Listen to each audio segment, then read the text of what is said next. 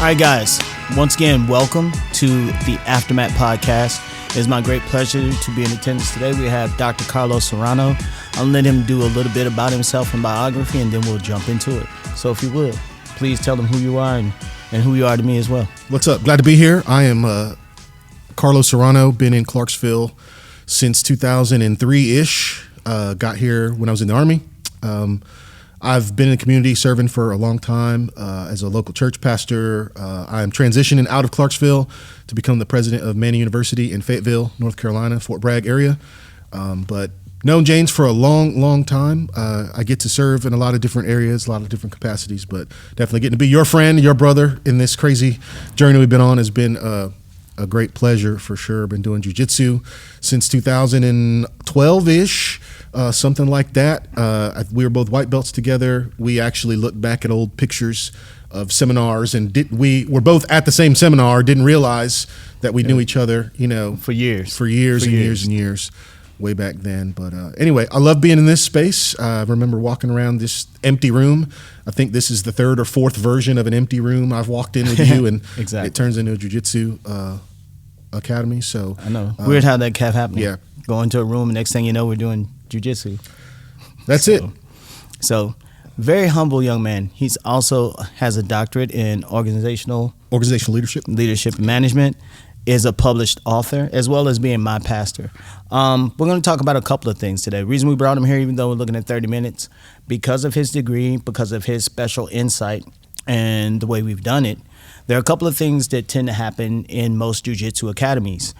We talk about one, you can have a cult leadership development where everybody follows the kind of that preset of that one leader or that one strong black belt or whomever that may be. And then you have some that replace. So we'll often say, I go to church, I go to jiu-jitsu for the church. That's part of what I said. Like, this became part of my ministry, is we've reached so many people on the mats that won't go inside of a traditional church. So, and I will put this disclaimer out here. If you're one of those people who, like you say, religion may not be your thing, may not be a Christian, but there is a higher calling, there is a greater purpose. I choose to follow Christ. We're going to talk a little bit about all those. I'm going to tell you that right up front, as well as just straight organizational leadership. We're also going to maybe defunk some things, maybe offend some people with what we say, but that's the whole point of having your own opinion and being able to speak. So let's just get into it. As we said before, we talk about organizational leadership. I turn to him because a lot of people forget Jiu-Jitsu Academy is still a business, right? So I've been insulted, or people called it an insult. Hey, you run your school like a business. Yeah. It is a business. So yeah, I don't understand. I don't understand how comfortable we can get sometimes with our own hypocrisy when it comes to these type of issues. So take that beautiful disclaimer that you just gave, right? I didn't come on here with any intention to talk about church stuff or talk about ministry stuff or talk about any of that, right? It's a jiu-jitsu podcast. But it baffles me that people will say, well, I'm not a religious person. I will push back and say, if you do Brazilian jiu-jitsu consistently, you're very much a religious person. You just happen to come to this particular temple and to meet those spiritual needs that you have. You're fulfilling that spiritual hole, whatever it is, through the art of jiu-jitsu, if that's what you want to do. The great prophet Bob Dylan, you ever heard of him? Yeah. He said you got to serve somebody, right? So everybody serves somebody. Everybody does something. So even those who might listen and say, well, I don't like organized religion. No, I see the gi that you wear in uniform and the bowing that you do and the ceremony that you participate in as a martial artist. Whether you believe it or not, it may not be your grandma's church, but all of us are searching for something, like you said, something higher, something to fulfill that. Some of us, we have a particular belief system that we hold to as supreme above all. Others have jiu-jitsu. What I'm saying is, of course, I would want you to hold the beliefs that I do and share what I get to share. But at the end of the day, I would say at a minimum, hey, just be honest and call it like it is and say, no, that's my church. That's my worship. That's where I get my spiritual fulfillment from. Jiu-jitsu. So transition into the organizational stuff, it's kind of that same hypocrisy. We love jiu-jitsu. We want our academies to be clean. We want our academies to be safe. We want there to be a place for our kids to learn. We want there to be a structured curriculum. We want to know how we're progressing. We want to know, hey, am I getting better? Am I getting worse? How can I improve? Some of us want to be able to compete. Some of us want to learn self-defense and how to be confident. We want skilled instructors, right? We want all of those things. Well, here, especially in the United States of America, you don't get those things without resources, and you don't get the resources without organization. You don't get the organization without some type of a system. So call it a business, call it a whatever. Some of the biggest critics of jiu-jitsu academies that are growing and that are healthy and that are large like this one, some of those biggest critics, I think it's just hypocrisy that you're acting like you don't know how business works. And there's no other area of your life where you do that. You've been to McDonald's and say, man, y'all suck. Y'all are sellouts, man. Y'all are too organized. I can't stand. I used to go to this restaurant, but you know what? They were too clean and polished, and they kept raising their prices. You don't do that foolishness anywhere else. Why would you expect that out of a jiu-jitsu academy? I know said I wasn't going to preach, but I feel like I'm preaching. But you're not. You're just telling the truth. Here's the other reason why I like what you just said and like us being on this strain. The same thing when you talk about that organizational leadership, right? And people saying, well, you run it like a business. Yes, because as a business, I'm going to use the same allegory you did. McDonald's. I can't go to McDonald's and get my quarter pounder deluxe meal and then go, have them send me a letter or a phone call and go, hey, you better not go to Burger King because you eat at McDonald's, right? That would be the same thing as me telling one of my students, you can't go train somewhere else. But that happens in jiu-jitsu where they don't allow cross-training. You would tell any other business that if I can't do business where I choose to, especially being an American, to jump off a cliff or whatever your choice of words would be.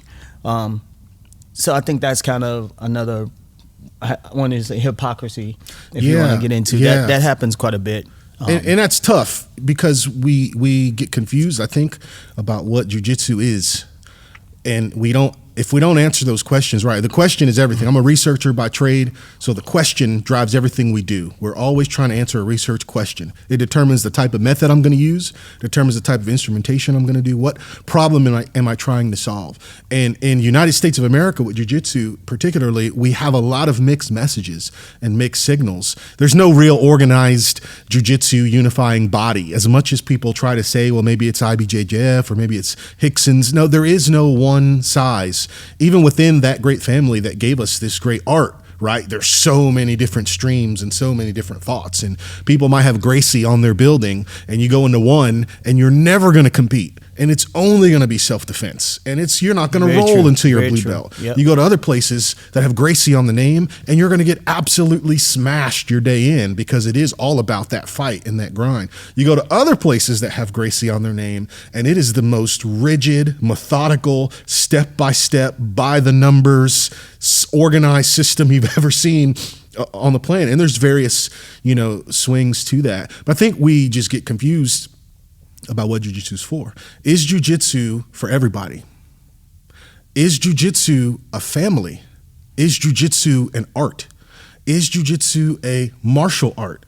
Is jiu-jitsu for physical fitness? The answer to all of those questions will frame what it's like in that academy and what it's like in the culture. And what I've seen in my experience, and I've done jiu-jitsu for a little bit, right? I'm not a black belt, but I've been doing this for a little while. And in my experience in seeing jiu-jitsu, usually the people at the top have an idea of what jiu-jitsu is, and they say with their mouth, this is what jiu-jitsu is, but the culture doesn't lie. And the culture of that academy shows actually jiu-jitsu is something completely different. So to your point about cross-training, if jiu-jitsu is a family, why are you charging me money? Because the last time I checked, I don't have to pay to be in a family. But in the United States of America, you're taking my money for a service. That means I am your customer. Before I'm your student, this is going to ruffle some feathers, but I don't care. That's what we're doing today. Before I'm your student, I'm your customer. That's going to change the relationship. So I'm still going to serve you, but it starts out as a transactional relationship. And I just haven't seen it work yet where you're going to have the best of both of those worlds. They can't be your family, and this is a tight family, and it can't be that, and oh, by the way, you're a customer. If I'm a customer, then I'm going to serve you as a customer. And you have the right and the freedom here in the United States of America to go where you're going to get the best value for your dollar and the best service for your dollar. And if you happen to come away also with a family and with a tight group of people, well, man, that's amazing too. But let's not get it twisted and act like, well, it's not a business or anything other than that. Because if it is just a family, well, then stop charging people and do it for free. Exactly. So, like I said, or as the saying goes, it might be tight, but it's right. Which is why here at Renzo Gracie Clarksville, we work on our culture. And I think the reason you can also, when people say they feel like a family, is if you can build a culture of what I like to call building raving lunatic fans.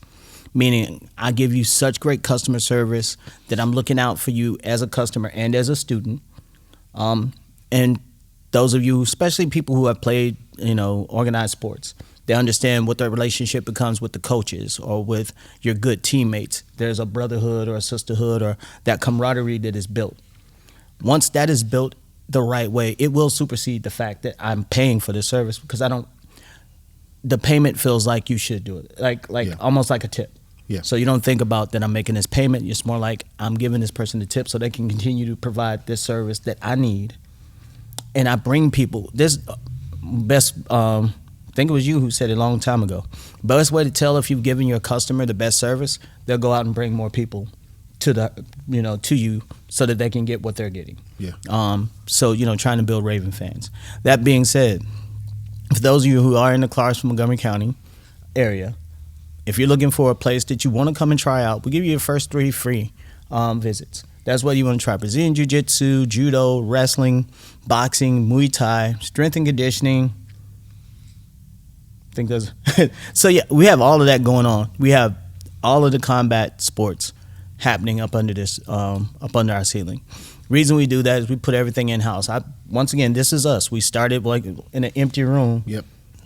Putting mats up, putting them on the ground, which was a very small space, and we've grown. But every time we added something, it's because it's something we wanted. Hey, it'd be cool if we had showers, so we added showers. It'd be cool if I could come here and work out instead of leaving here to go to the gym. Yep. So we provided workout equipment, but that's not workout equipment. We provided strength and conditioning coach.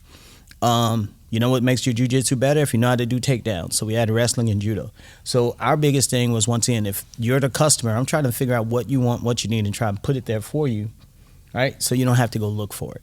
So those are some of the things we're doing here, but that's also why, and I listen to our students. When our students or our customers say, "Hey, this is something that I think would be cool," then we try to make it make sense.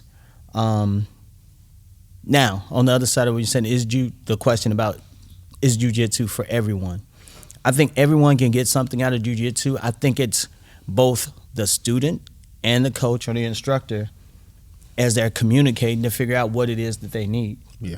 Right? And some people are like, well, you can't do that. I'm like, it depends. That's when the work goes back on the instructor, because you've had to be in front of a group Sure. of people where I've got 2 people who just want self-defense. I've got a person who's trying to be, a gold medalist, which nothing wrong with them. They want to go a little bit harder because they're a competitor. Then I got the person who's like, I'm just really in here to drop some weight. Right?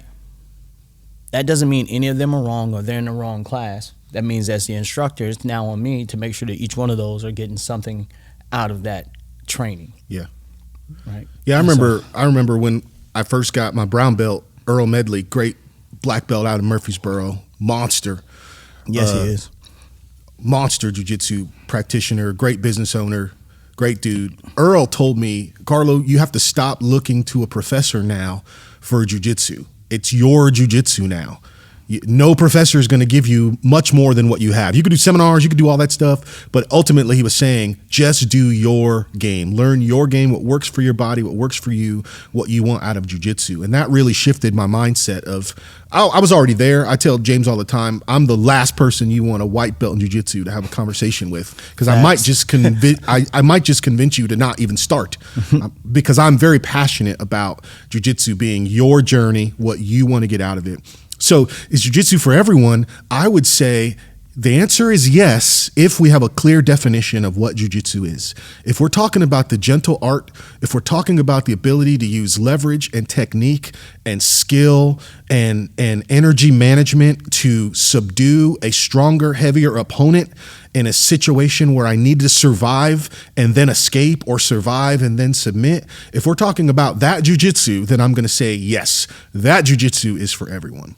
If we're talking about competing and putting it all on the line and being an IBJJF, ADCC world grappling champion, absolutely not. That jiu-jitsu is not for everyone. If we're talking about the path to becoming a black belt and running an academy and teaching people jiu-jitsu, is that the path for everyone?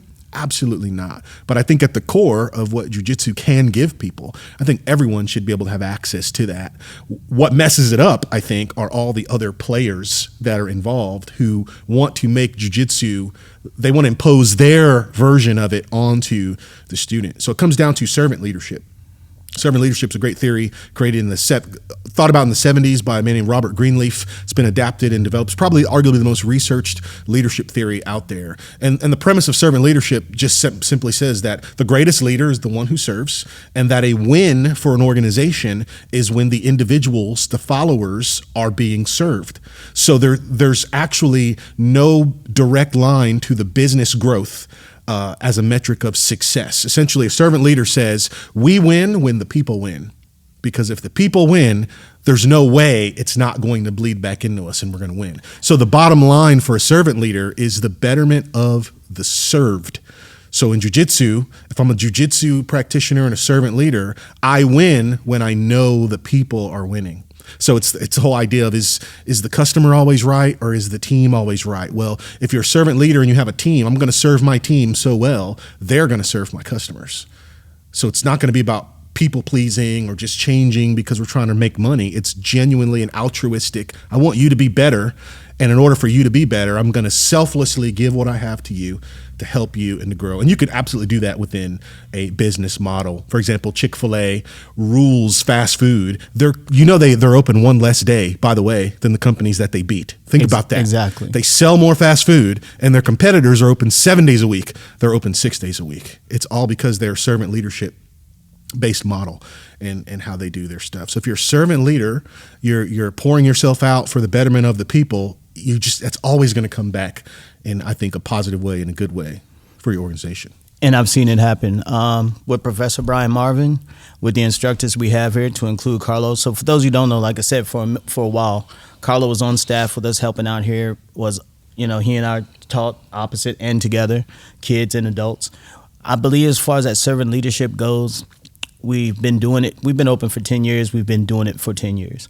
From Professor Brian Marvin to us, to the staff we have now, Professor Andrew Hansen, myself, Professor Z, the other coaches that are here. Most of the time they're asking questions, and I think that's another good sign of your servant leadership. If you're in a school where they're asking you what you want, or if you understand the technique, or if that works for you, then I think you're in a good place. If they're simply telling you, do this, do that, not really listening to you or looking at your body type to make modifications, as we alluded to, or even knowing, hey, is this person trying to work out for gold? Is he wanting to lose weight? There are people who could be in better shape. I know from a fact from my journey, I started as a much heavier person to lose weight. I didn't lose weight till I was ready to lose weight. And as well, I was a personal trainer. I would have people come to me, tell me they want to lose weight. After an interview, I'd tell them, come see me again in a couple of months. And they're like, why do you not work with that person? I said, because that person wasn't here for themselves. They came because somebody told them that they needed to come and be here. But it won't work until they want it to work, right? Even with jiu-jitsu, it's one of those things. 1 minute you may be on fire, like I'm a gangbuster. Then other times you'll sit back and like, hey, maybe I'm just kind of floating right now, but I showed up, right? Yeah. The biggest thing Brian ever told me was, hey, the most important person is in the room. Whether you got 1 or 100, that's who you're teaching. So if and some people can attest to it. If I only got 2 people to show up in the morning class, it's their class. You guys pay for this service. You got 90 minutes of my undivided attention. We can stick with the curriculum, or we can work on what you want to work on. Let's go. I remember a class Harry and I did with some of y'all who've been around this place. You know who Harry is. Permanent fixture. Permanent fixture, legend. Trains 30 times a week. There's only like 20 classes a week, but Harry trains 30 classes a week. Harry and I were in a class, and unfortunately to us, we were the only ones who showed up. This old school breakfast BJJ class in the other building, the building prior to this one. And the professor at the time, world champion, Brazilian monster. And it was just the two of us and him. And it's arguably top 5 hardest classes I've ever had. Not because of the techniques, but because there was nowhere to hide.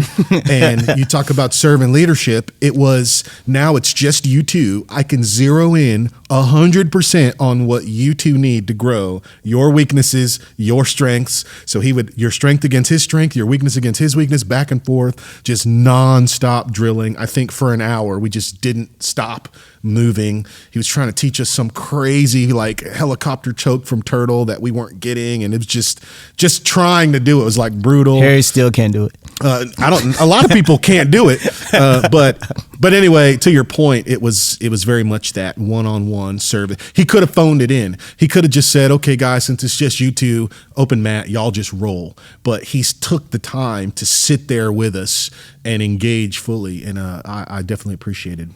Yeah, and I think once again, like I said, that is one of the things that I think truly makes what we do here unique. But I can honestly say I've only had that type of training. Yeah. So when people tell me they've had otherwise, I'm sometimes shocked, or I'm like, really? Because that has been my experience, mine personally, for the time, like I said, that we've been doing it for as long as we have. That's always been my experience. That if it's just you, and that same instructor, he called me and Ian one day. And he's like, "You guys are competitors?" We're like, "Yeah." He said, "Cool. Competition class, competition rounds, 90 minutes. Let's go." Yeah. Buckets over here. Everybody got to visit the trash can that day.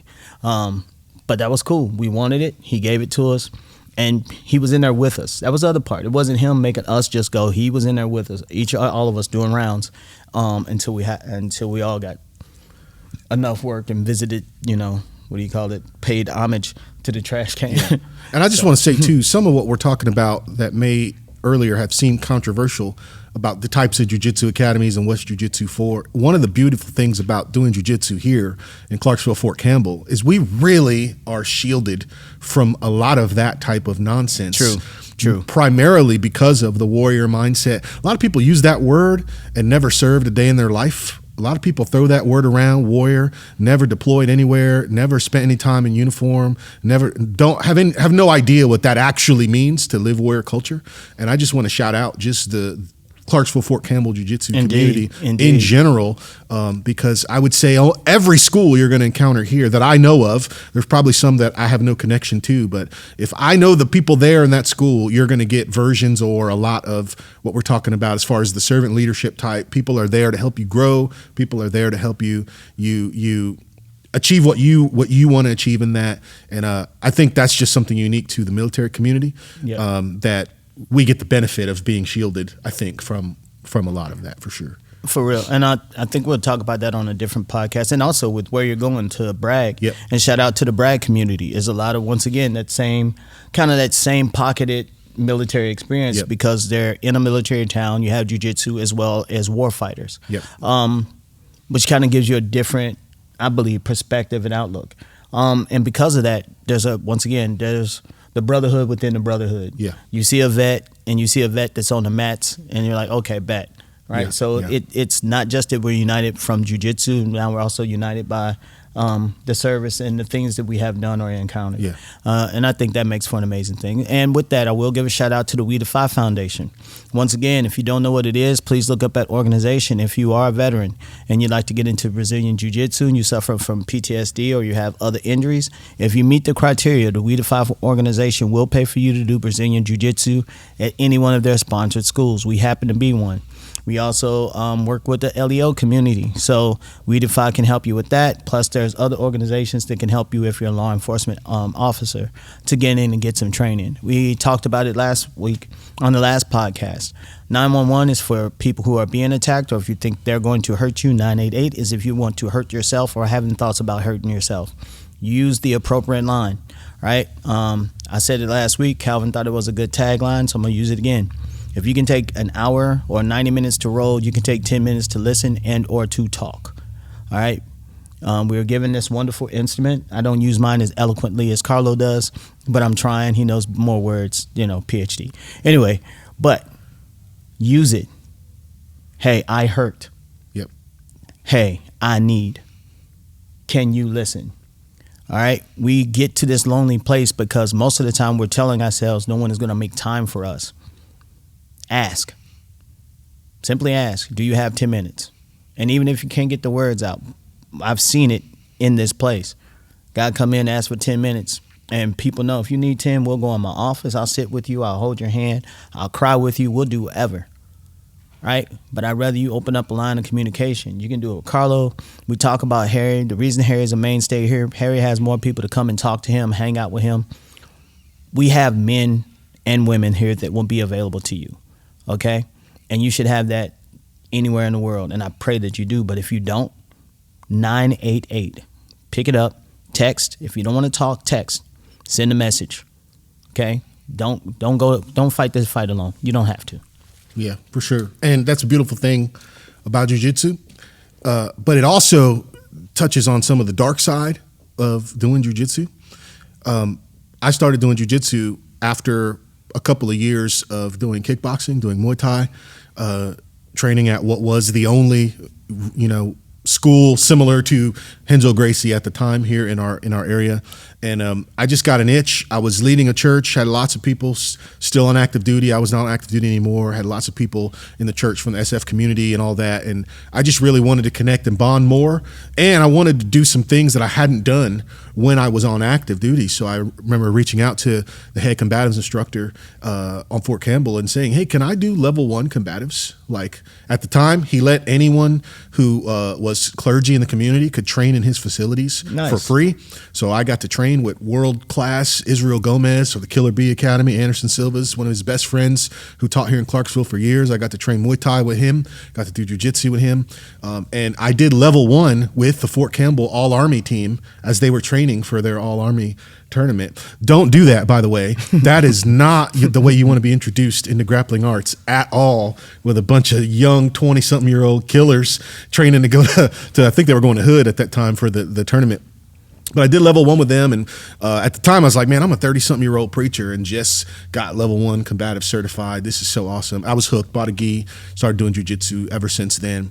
And I found myself trying to find something in jiu-jitsu that jiu-jitsu was not supposed to give me, and it really was identity. A sense of purpose. Who am I?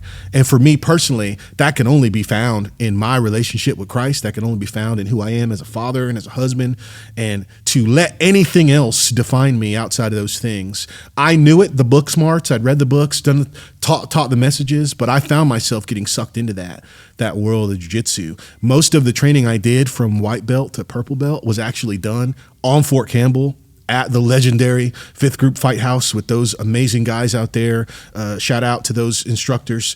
But that can mess with your head when you're getting to train with these world-class professional special operators doing combatives. That can start to mess with the sense of who you are. On one hand, you compare yourself stupidly. Like, yeah, right. Why would I compare myself to Z Durham, Z at the time, who was still on active duty? Like, why am I comparing myself to this senior NCO career Green Beret? Why am I comparing myself to my buddy Jimmy Lancaster, who at the time was wearing a white or blue belt, but he'd been doing MMA for 15 years, right. Career special operator. And so I would get discouraged. Then I would push harder and I would try to work more. And just really messed me up. And I realized right as I started my PhD journey, I need to take a step back. This is 2013. I need to change how I'm doing jiu-jitsu or I'm not going to make it. What mattered the most to me was I need to get my PhD, because that's for life. That's who I'm supposed to be, is this professor and teacher. And I mean professor like real professor. Don't make me get started on the jiu-jitsu concept of professor. That's a whole other podcast. We won't go down. But I knew my career and who I was supposed to be. As a teacher, this is the way, and it mattered more to me than getting a black belt. And I knew I had to shift and had to change. And so the dark side of jiu-jitsu is you can get a misplaced identity. Mm-hmm. They say in jiu-jitsu, the mats don't lie. And I don't think that's true. I think the mats absolutely lie, because they can convince you that you are someone that you are not. Okay. They can convince you that you have something that you don't have. You can have a black belt and you could actually think you're a black belt in every area related to life. So no, bro, you're just good at jiu-jitsu. So that's what I'm gonna say. I don't think the mats lie. I think we lie to ourselves. Yeah. So I'm gonna go in the part with that. Yeah. I can see that. The reason I say we lie to ourselves is it's easy to take a success in one area Yep. and allow that to bleed over into every other area. Yeah. And I think that's because jiu-jitsu is hard. Yeah.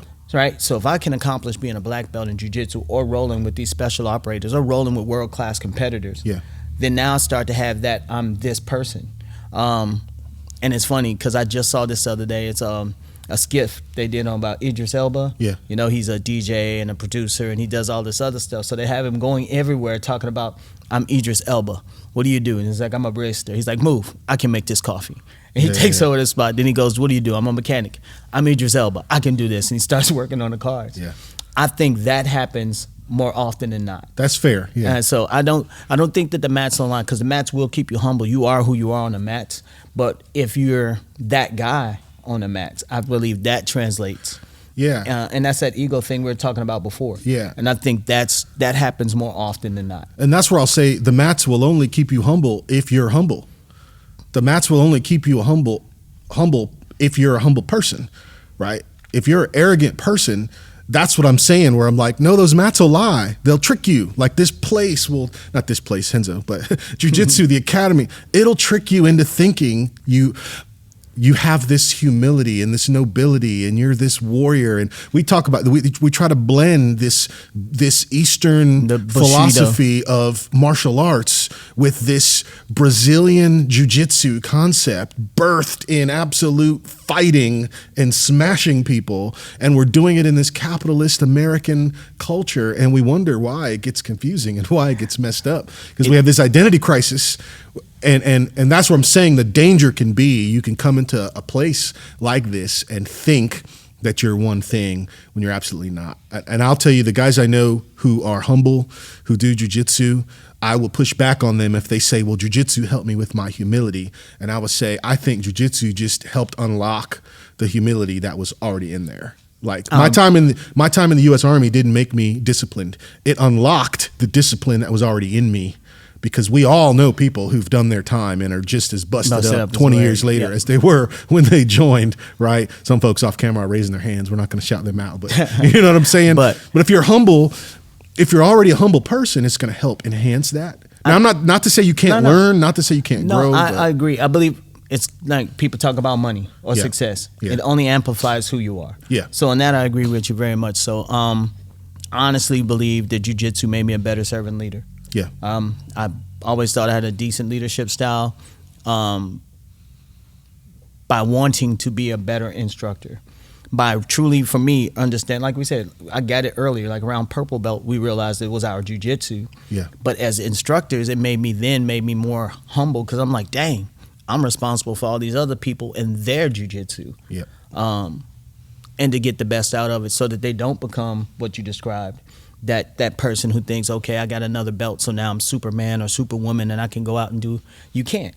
You're just a purple belt here. You still have to work on your other life situations outside of the mat. Yeah. But this should give you a skill set to help you with that.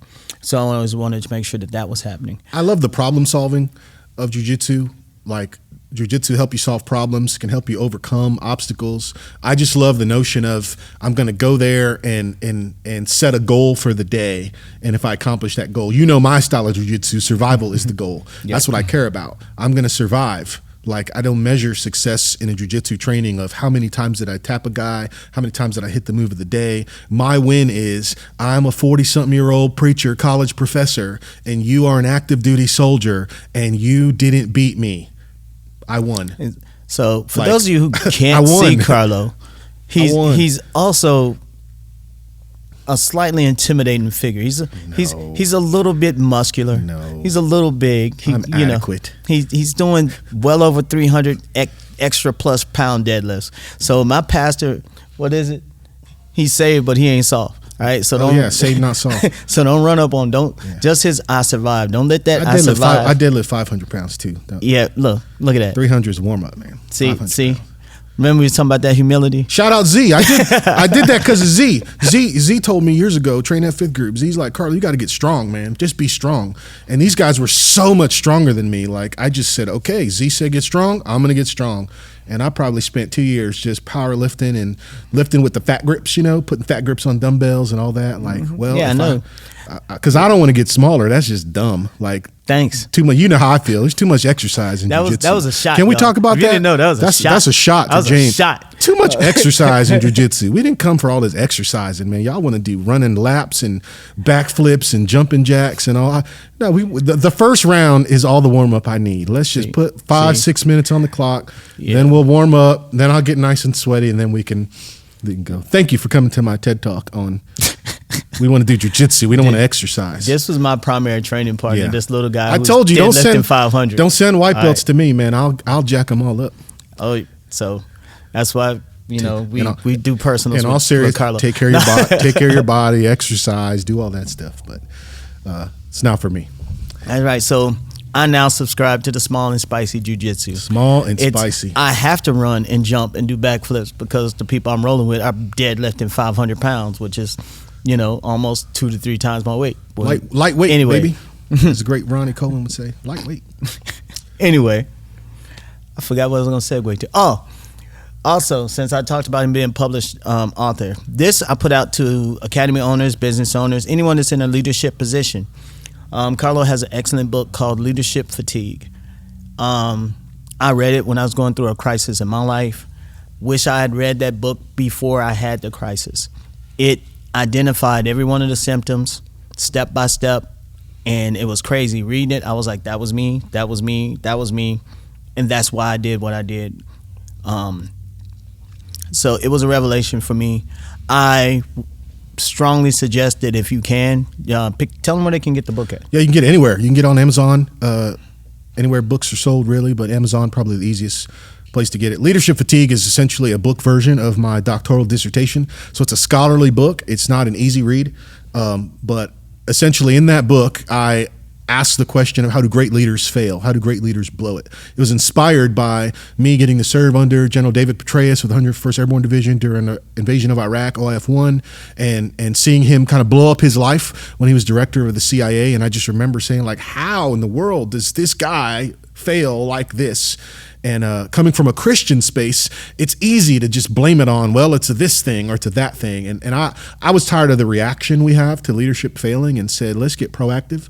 So I studied an ancient king, the greatest king in the history of the nation of Israel, who had a very monumental failure that cost lots of lives, and just tried to unpack why did he do what he did, and discovered a couple of principles that I think can help leaders get ahead of the failure.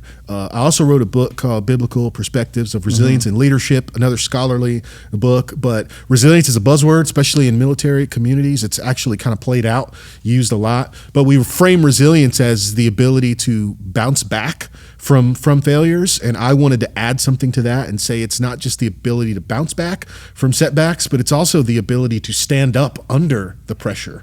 What if resilience could be not failing at all? What if it could be not making that misstep? So in both of those books, I really try to help and connect people with just some practical tools, principles. Some of the key principles from Leadership Fatigue that I think are applicable to what we're talking about in the world of jiu-jitsu. One of them is that, leadership is 360 degrees, right? There's always someone that's ahead of you, behind you, walking with you. So your ethical decision making is a 360 degree process. I have to think about how the decisions I make are impacting everyone else around me. Another one of the principles is that, community accountability, it's an ethical force multiplier. So how do I make better decisions? I can't be alone. If I let myself get isolated, I'm going to be on the road to failure. So having people around you, and jiu-jitsu, again, a great opportunity for that, because you can't do it alone.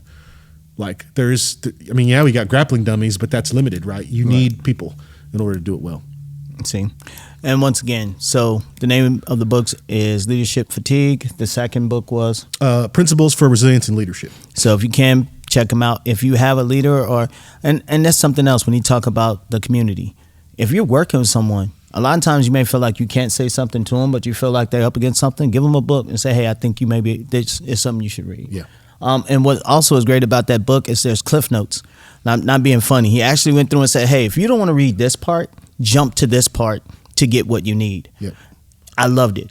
Now, I read the whole thing because I'm just a reader. Yeah. But I love the fact that for someone who may not, you can actually go through the book and then say, hey, this will tell you about this. Go to this chapter to get this. Go to this chapter to get this. So it makes it an easier read, and or you can help somebody by pinpointing what they should look at. You could bookmark it and say, hey, here's a book. I want you to start on this page. Yeah. Check that out. See if that helps you, and I'll talk to you afterwards. Once again, I want to thank my guest, Dr. Carlo Serrano, for coming in. Once again, this is my primary training partner for such a very long time. Can honestly say I got nothing but love and respect for this young man. I'm so glad that he came in today so we could share this. And once again, those of you who are watching the podcast who get it, you can go in the comments if there's things you'd like to talk to us about, if there's a comment you want to make, or maybe we can circle back to this conversation. You put it in there and either one of us will get back to you. Once again, the Aftermath Podcast is brought to you by Renzo Gracie Clarksville. It's hosted by myself, James Habanero Hoskins. I actually wore the shirt today. You can get this shirt online at one of our stores. And recorded by Metje Music. Don't forget to follow the Aftermath at our aftermathpod.com and on Facebook, Instagram, TikTok, and YouTube at aftermathpod. Be sure to like, review, and follow us wherever you listen to your favorite podcast. Do us a favor. If you really like it, share this podcast with some people. Let's help this thing grow, and let's continue to go. All right? Thank you so much for coming on. Yeah, got to shout out where I'm going, Manny University, manna.edu. Come get your education with us. We'd love to have you. Boom.